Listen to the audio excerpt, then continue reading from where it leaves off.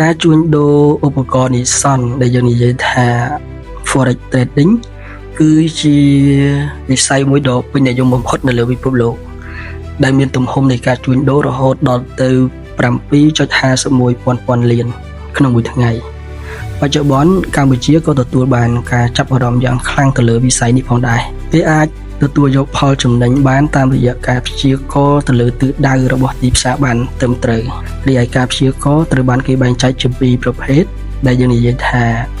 Technical Analysis គឺជាការវិភាគតាមបែបបច្ចេកទេសឆាតនិង Fundamental Analysis គឺការវិភាគ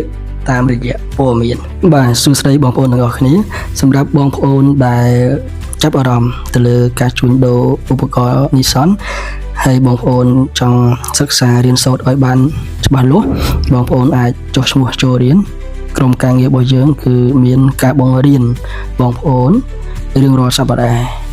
សម្រាប់បងប្អូនដែលមិនទាន់មានជំនាញនៅក្នុងការជួញដូរបងប្អូនអាចសិក្សារៀនសូត្របណ្ដើរ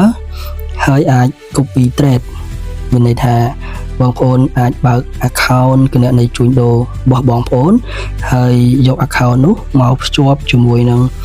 account master គឺ account អ្នកជំនាញរបស់យើងខ្ញុំហើយបងប្អូនក៏អាចទទួលបានប្រាក់ចំណេញតាមរយៈ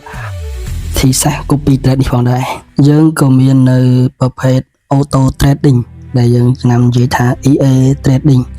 ឬក៏ជា robot នោះដែលមានសមត្ថភាពក្នុងការ trade 24 ម៉ោងក្នុងមួយថ្ងៃនិង5ថ្ងៃ